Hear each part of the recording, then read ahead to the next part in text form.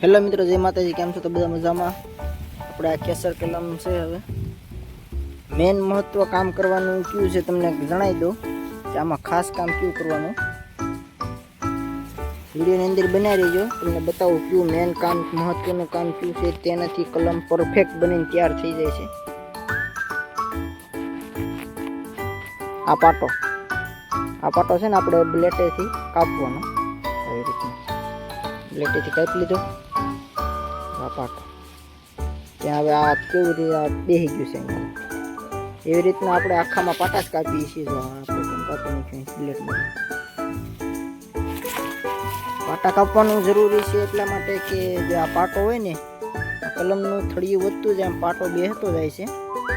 એટલે આપણે પાટા કાપવા જરૂરી છે. આવી રીતના બ્લેડ લઈને આપણે પાટા કાપીએ છીએ. આ બેસી જાય, ફિટ થઈ જાય. એટલે અહીંથી કલમને ભાંગવાનો ફૂલ ઓલું પવન આવે એટલે ભાંગી જાય.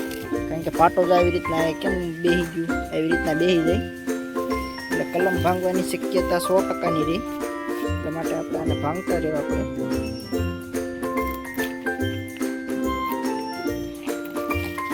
આ બેસી ગયું છે પાટો. પાટો બેસી જાય ને એટલે કલમમાંથી પવન આવે એટલે ભાંગી જાય. એટલા માટે આપણે પાટા તો જરૂરી છે કાપવા. આવું આપણે કેસર કલમમાં શું શું કામ ખાસ મહત્વનું છે હું તમને વિડીયોની અંદર જણાવતો જ રહું છું. એટલા માટે અમારા વિડીયોની ચેનલને સબસ્ક્રાઈબ કરી રાખજો. એટલે તમને પણ માહિતી મળે કલમમાં શું શું કરવું, કેવી રીતના કલમ બને છે, તેની વેચાણ કઈ રીતના થાય છે, તેનો માર્કેટમાં ભાવ શું હોય છે, તેની ટોટલ માહિતી હું તમને આપતો રહીશ. એટલા માટે ચેનલ સબસ્ક્રાઈબ કરતા રહેજો, સપોર્ટ કરજો. જય માતાજી.